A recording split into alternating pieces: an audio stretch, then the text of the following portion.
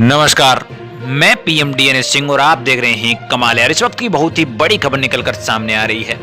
कि अगले ही महीने नेपाल के जो सेना प्रमुख हैं वो भारत का दौरा करने वाले हैं और उसके लिए उन्होंने डिसाइड कर लिया है कि वो 9 नवंबर को भारत का दौरा करेंगे और वो भी 4 दिन का दौरा करेंगे। इस बीच वो कई मुद्दों पर यहाँ पे बातचीत करेंगे, जिसमें से सबसे बड़ा मुद्दा रहेगा दोनों देशों की सैन्य संबंधों को मजबूत बनाना, क्योंकि पिछले ही दिनों आतंकी हमले और जिसमें नेपाल की सेना ने हेल्प करी थी इंडिया की आर्मी की, और इसी वजह से जो आतंकवादी संगठन है उनको पकड़ा गया था। अब यहाँ पे जो नेपाल के सेना प्रमुख हैं वो यहाँ पे इस मुद्दे पर भी चर्चा करेंगे और भी कई ऐसे मुद्दे हैं जिन पर चर्चा करनी बनती है। इस वीडियो में हम जानेंगे कि क्या क्या यहाँ पे होने वाला है 4 दिनों में और किस प्रकार से यहाँ पे सैन्य ताकतों को मजबूत किया जाएगा दोनों देशों की। तो वीडियो के अंत तक बने रहिए और अगर आप चैनल पे नए हों तो चैनल को सब्सक्राइब करके बेल आइकन दबा लीजिए ताकि आपको अगला अपडेट भी सबसे पहले मिल सके। चलिए वीडियो को शुरू करते हैं। नेपाल सेना के प्रमुख जनरल प्रभुराम शर्मा अगले महीने भारत की 4 दिवसीय यात्रा करेंगे, जिसके दौरान वह द्विपक्षीय रक्षा संबंधों को बढ़ावा देने के लिए अपने भारतीय समकक्ष जनरल एम नरवणे और अन्य सेना प्रमुखों के साथ मुलाकात करेंगे। इसकी घोषणा है वो गुरुवार को हो चुकी है और सरकार के प्रवक्ता ज्ञानेंद्र बहादुर कार्की ने बताया है कि शर्मा 9 नवंबर को नई दिल्ली के लिए रवाना होंगे। उन्होंने कहा है कि इससे पहले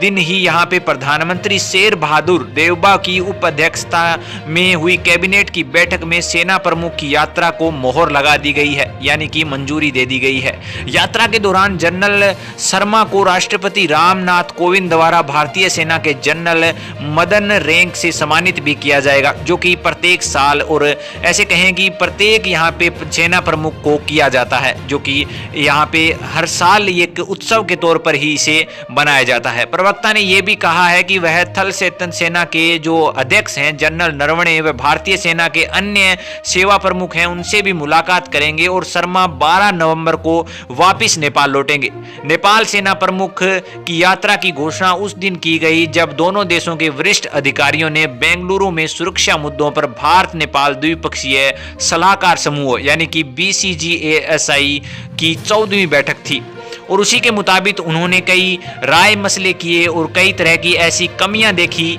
जिसके कारण यहाँ पे हमें कई बड़ी मुसीबतों का सामना करना पड़ रहा है, जिसके कारण अब एक बैठक बनना तो जरूरी और लाजमी बनता है। इसीलिए यहाँ पे जो नेपाली सेना के प्रमुख हैं उन्हें सम्मानित भी किया जाएगा और उसके साथ साथ कुछ ऐसे मुद्दे जो कि पिछले कई दिनों से अनबन में चल रहे हैं उन्हें सुलझाने की कोशिश की जाएगी। इसके अलावा दोनों देशों की जो सेनाएं हैं उनके जो बल हैं उनको और ज़्यादा मजबूती देने की ओर एक और ध्यान आकर्षित किया जाएगा। जो पिछले यहाँ पे सालों में हुआ है उन सब की मुद्दों का एक देखरेख तैयार किया जाएगा और उस पर बखूबी चर्चा होगी कि किन किन मुद्दों से यहाँ पे ये जो दरार है वो पैदा हो रही है और इस दरार का फायदा जो आतंकी संगठन है वो उठा रहे हैं। अब यहाँ पे नेपाल और भारत की आर्मी को ही इससे घाटा नहीं है, इसके अलावा नेपाल और भारत की जनता को भी काफी ज्यादा नुकसान का सामना करना पड़ सकता है। इन्हीं सभी मुद्दों को देखते हुए ये बैठक यहाँ पे बैठाना जरूरी समझा गया और इसे बैठक को